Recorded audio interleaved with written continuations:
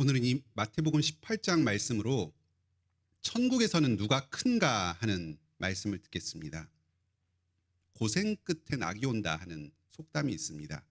힘들게 자식을 뒷바라지했는데 시험에 합격해서 취업에 성공했다. 그러면 이제 효도 좀 받고 살림이 펴겠구나 하는 생각이 듭니다. 아빠나 엄마가 그동안 바쁘게 일하느라고 여러 가지로 가족들이 고생을 했는데 직장에서 승진을 했다. 그러면 앞으로 월급도 오르고 이제 좀 편안하게 살겠구나. 그런 생각을 가족들이 하게 됩니다. 누가 잘 되면 그동안 뒷바라지한 보답을 받고 싶다 하는 보상 심리를 갖게 되는 게 사람의 인지상정입니다. 그래서 대통령이나 시장이나 국회의원이나 누가 공직에 당선이 되면 측근 비리가 항상 문제가 됩니다. 내가 그동안 고생한 게 얼만데 이 정도 대접은 받아야 되지 않겠느냐 하면서 그 권력자들끼리 암투도 벌어지고 그런 것을 우리가 많이 봅니다. 예수님의 제자들 사이에서도 지금 비슷한 일이 벌어지고 있습니다. 점점 예수님이 하나님 나라의 왕이시다 하는 사실이 더 분명하게 드러나기 시작합니다. 마태복음 16장을 보면 베드로가 주는 그리스도시요 살아계신 하나님의 아들입니다 하고 고백을 합니다. 제자들 사이에서 예수님이 정말 하나님의 아들이시구나, 우리에게 왕으로 오신 분이구나, 이것이 더 확실하게 믿어지기 시작합니다. 그리고 17장을 보면은 예수님께서 산에서 영광스러운 모습으로 변화하셔서 모세와 엘리야와 같이 나란히 어깨를 견주시고 또 하늘에서는 이는 내 사랑하는 아들이요 내가 기뻐하는 자라 하고 음성도 들려옵니다. 이런 광경을 제자들이 직접 보고 또 소식을 전해 들었을 때 얼마나 지금 우리 앞에 계신 분이 대단한 분인가 하는 것을 점점 더 깊이 자각하게 됐습니다. 어떤 사람이 성전세를 거두려 하니까 예수님께서 권위 있게 그것을 막으시면서 성전에서는 하나님의 아들과 같이 될 것이고 성전세를 낼 필요도 없다, 이렇게 말씀을 하십니다. 지금까지 예수님 제자들은 2년 넘는 시간 동안 밥도 제대로 못 얻어먹으면서 이곳저곳 떠돌이 생활을 했습니다. 사람들한테도 좋은 소리를 못 들었습니다. 가족들한테도 핍박받고 또 당시의 종교 지도자들한테는 종교적 질서를 어지럽힌다 하면서 미움을 받았습니다.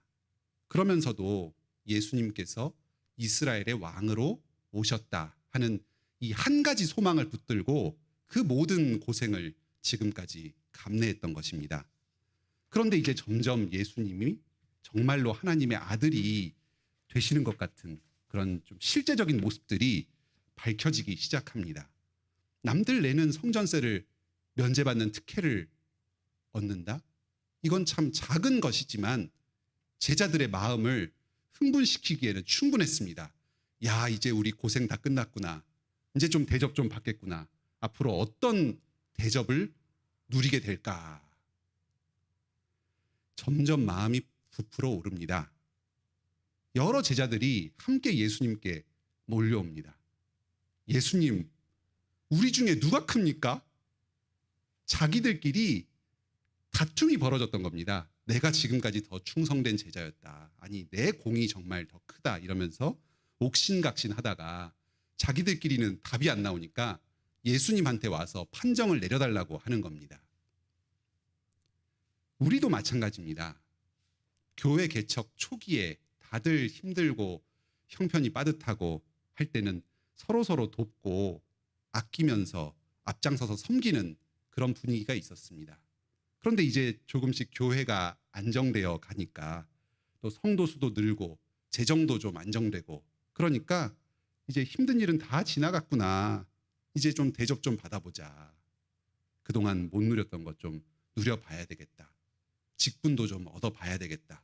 그런 마음이 싹틀 수 있습니다. 주님께서 복을 주셔서 이 땅에 우리의 지경에 천국이 임하는 것을 경험하는 경우가 있습니다.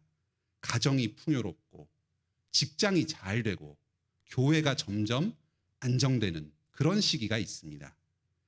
조직 내에서 나의 지위가 점점 높아지고 사람들이 나를 인정해주기 시작합니다.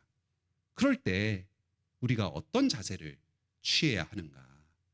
천국에서 정말 큰 사람이 누구인가?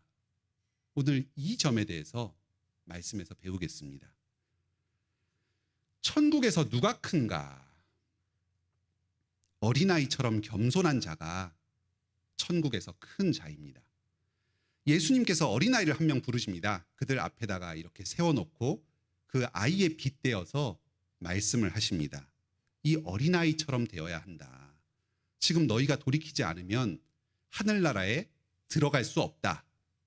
지금 제자들은 하늘나라에 가는 것은 기정사실입니다. 그리고 거기서 지금 누가 더 높으냐 이렇게 얘기를 하고 있습니다. 그런데 예수님께서는 말씀하십니다. 너희는 어서 돌이켜야 된다. 지금 그런 식으로 마음을 먹으면 하늘나라에 들어가지 못한다. 세상에서는 자기를 낮추면은 다른 사람들한테 무시당하고 손해보면서 사니까 스스로 높이라고 합니다. 큰 소리 치고 얼마나 자기가 가진 것이 많은지를 과시하라고 합니다. 하지만 예수님께서는 지금 정반대로 말씀하십니다. 다른 제자들과의 관계에서 마치 종처럼 살라고 하십니다. 다른 사람들한테 필요한 일이 있으면 발벗고 나서서 먼저 섬기라는 겁니다. 자기를 낮은 자리에 두고 모든 사람에게서 저 어린아이처럼 하대받는 그런 존재가 되라고 하십니다. 이런 사람이 하나님 나라에서 큰 자입니다. 한번 따라해 보실까요? 우리의 삶의 목표는 성공이 아니라 섬김이다. 성공이 아니라 섬김이다.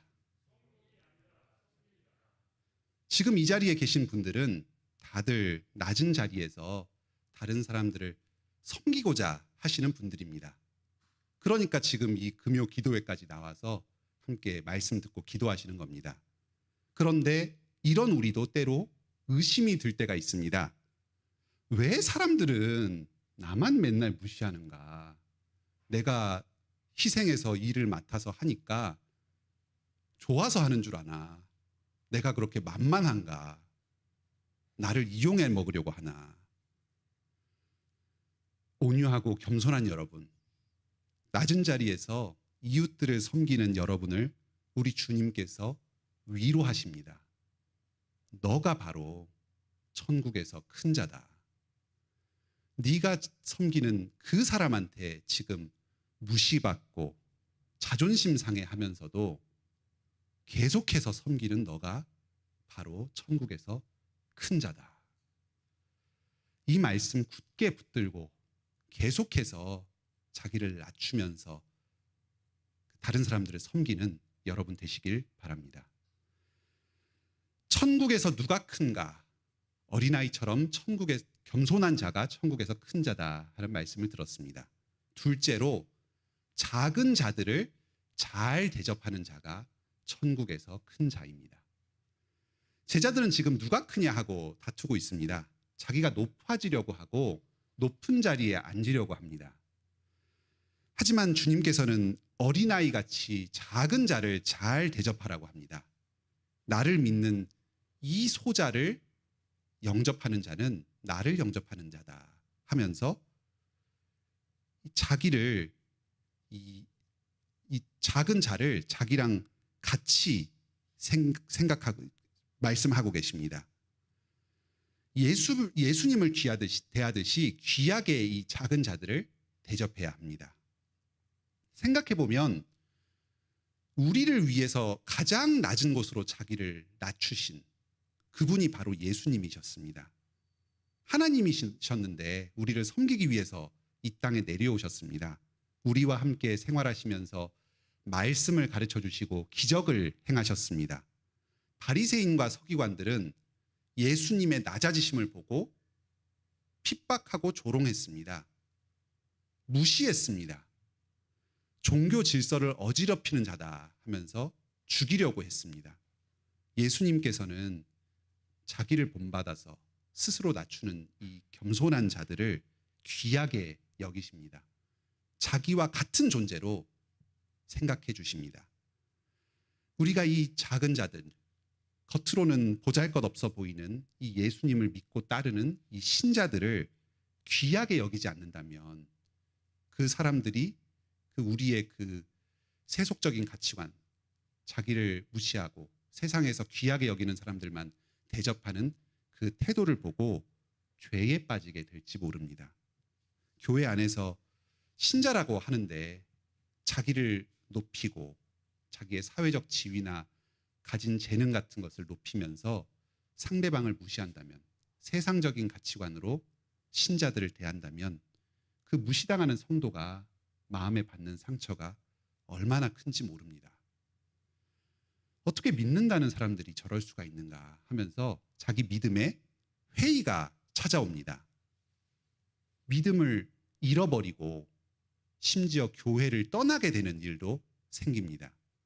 이런 일에 대해서 하나님께서 엄중하게 경고하십니다. 장차 책임을 물으실 것입니다. 영원한 불, 지옥불에 던지실 것입니다. 아마도 이 자기를 높이고 은근히 자기를 자랑하는 이 사람은 틀림없이 스스로 하나님 나라에 들어갈 것이라고 믿었을 것입니다. 하지만 이 사람이 갈 곳은 지옥입니다. 모든 믿는 사람들이 한 몸처럼 연결돼 있습니다.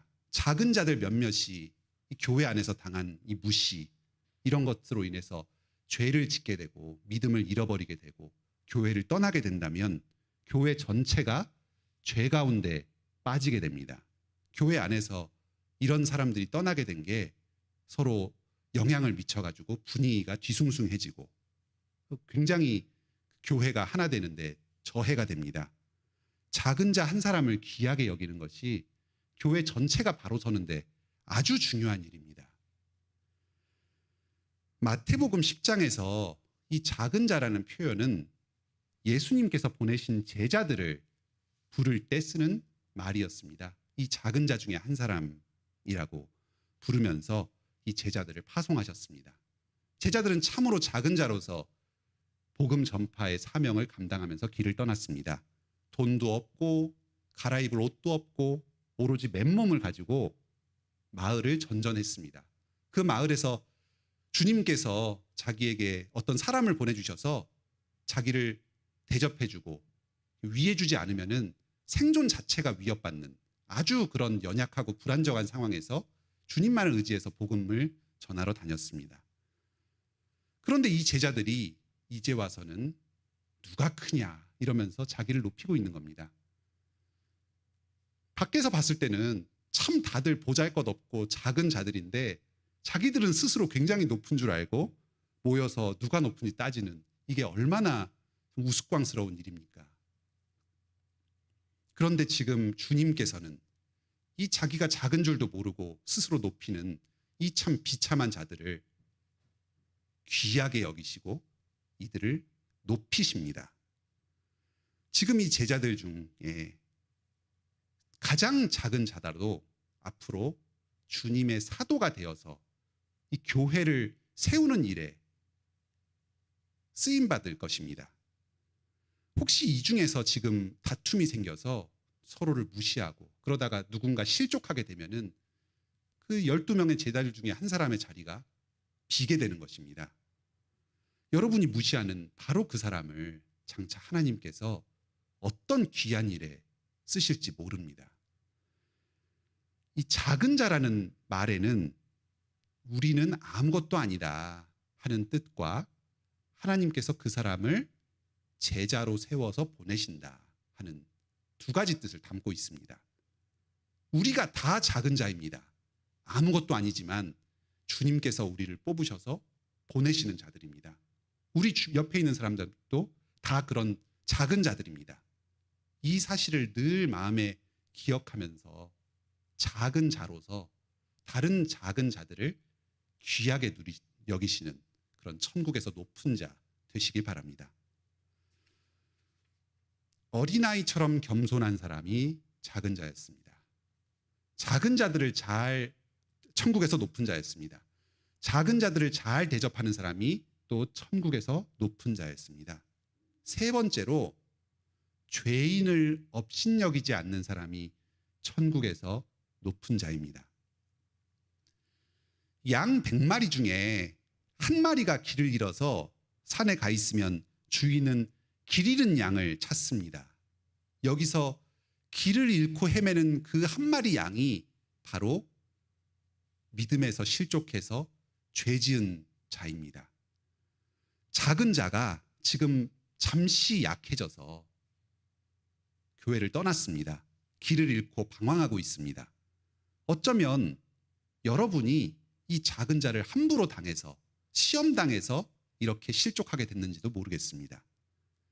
예수님께서는 이 사람들이 이 양이 잘못 인도되었다 이렇게 말씀하시면서 이 사람이 자기가 죄를 지어서 떠났다 이게 아니라 잘못 인도된 것이다 하면서 이 사람들의 부족을 잘못을 덮어주시면서 돌이키도록 하십니다. 잠시 길을 잃고 방황하는 이 소자들에 대해서 함부로 말하기가 얼마나 쉽습니까? 우리는 교회 안에서 믿음이 있는 자들이다 하면서 이러쿵저러쿵 다른 사람의 믿음에 대해서 판단하고 이야기하기가 얼마나 쉽습니까? 우리가 뭐길래 그 방황하는 자들의 믿음에 대해서 함부로 말합니까? 오히려 스스로를 돌아보면서 내가 저 사람에게 제대로 사랑을 베풀지 못해서 저 사람이 혹시 떠났는지 모르겠다 하면서 회개할 것은 회개하고 또 상대방이 다시 교회에 돌아오도록 도울 것은 도우면서 겸손하게 주님께 간구해야 하겠습니다. 절대 이 소자에 대해서 함부로 말하거나 업신여기는 말을 해서는 안 되겠습니다. 그리고 이 사람이 혹시는 주님의 은혜로 다시 돌아오게 된다면 기뻐하고 친절하게 환영해 주어야 하겠습니다. 이 말씀이 우리에게도 큰 복음입니다. 나 또한 언제든지 믿음이 약해져서 실족하게 될 수 있습니다.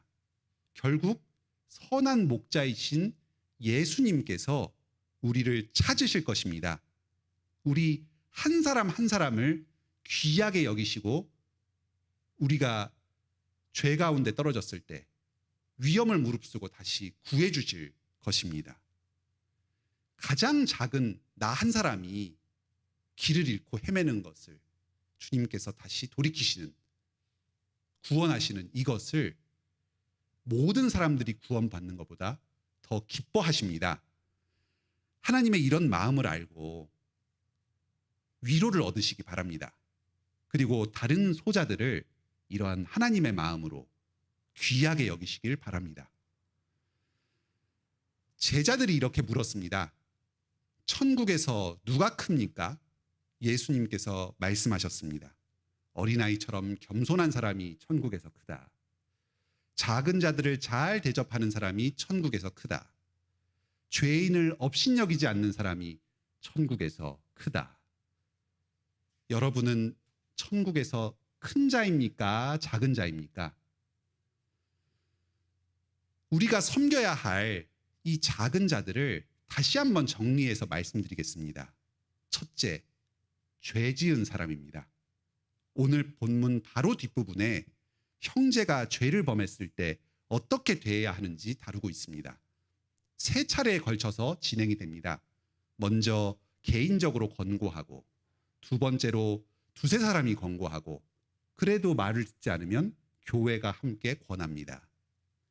여러 차례에 걸쳐서 죄에서 돌이키도록 권해서 만약에 회개하고 돌아오면 모든 것 다 덮고 용서하라는 겁니다. 여기에 초점이 맞춰져 있습니다.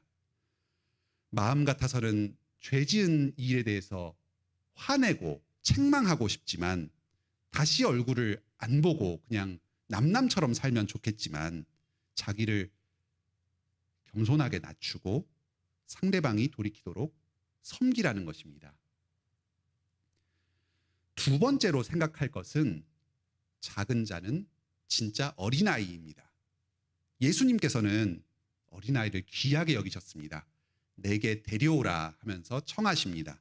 천국이 어린아이들의 것이다 하면서 어린아이를 천국에서 높이셨습니다. 오늘날 우리 교회 활동이 대부분 어른들의 초점이 맞춰서 이루어지고 있습니다. 청소년들은 교회에 있는 시간이 너무 지루합니다. 지루하돌 수밖에 없도록 그렇게 이루어지고 있습니다. 교회 의사결정에도 청소년들의 의견이 거의 반영되지 못합니다. 어른들이 이렇게 신경을 써주면 조금 배려받는 그런 참 약한 존재입니다. 교회는 어린이들과 청소년들이 이 언약 백성으로서 교회의 어엿한 주인으로, 회원으로 즐겁게 살아갈 수 있도록 도와주어야 합니다. 교회 안에 자기의 자리가 있도록 마련해 주어야 합니다. 이 일을 위해서 우리가 섬겨야 합니다. 우리가 잘 생각하지 못하는 작은 자가 또 한 사람 있습니다. 복음 전도자입니다. 목사들은 교회 안에서는 목사님 하고 존경을 받지만 사회에서는 그다지 대접받지 못하는 비선호 직종입니다. 신자들도 평소에는 목사의 권위를 인정하지만 분쟁이 생기거나 자기 수에 틀리지 않으면은 뒤에 가서 쉽게 다른 말을 하기도 하고 또 어떤 급박한 상황에서는 면전에서 욕을 하기도 하는 그런 일들이 있습니다. 목사가 복음 전파 사명을 감당하는 과정에서 여러 가지로 경제적으로도 그렇거니와 이런 정신적으로도 굉장히 어려움을 겪을 수 있는 약한 자라는 사실을 기억하고 배려해야 하겠습니다.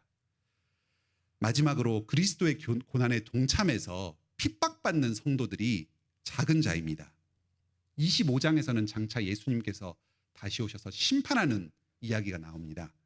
이때 지극히 작은 소자를 잘 대접하면 영생을 누리고 핍박하면 지옥불에 떨어질 것이다 말씀하십니다. 여기서 예수님께서 말씀하시는 지극히 작은 자는 굶주리고 목마르고 나그네 되고 헐벗고 병들고 옥에 갇힌 자들입니다. 그런데 이것들은 전부 예수님께서 우리 죄를 용서해 주시기 위해서 직접 겪으셨던 고난의 일들입니다. 어떤 사람들은 믿음 때문에 이 예수님께서 겪으셨던 고난에 동참하는 사람들이 있습니다. 저 멀리 이국 땅 선교사들이 지금도 이러한 고난을 감당하고 있습니다. 그렇게 멀리서 찾지 않아도 지금 우리 주변에도 현실 가운데서 믿음으로 어떤 문제를 해결하기 위해서 현실적인 이익을 포기하는 그런 사람들이 얼마나 많습니까? 믿음으로 힘든 결정을 내린 다음에 그 이후에 참 어려움을 감당하는 그런 분들이 우리 교인들 중에도 많이 계십니다. 우리가 이런 분들을 잘 돌아보고 위로하고 격려하고 또 필요하다면 물질적으로도 지원하는 일을 힘써야 합니다. 이게 바로 예수님을 섬기는 일입니다. 이 일을 얼마나 잘했는가가 천국과 지옥을 가르는 기준이 될 것입니다. 사랑하는 성도 여러분, 자신을 어린아이와 같이 낮추고 작은 자들을 섬기셔서 천국에서 높임을 받으시기 바랍니다.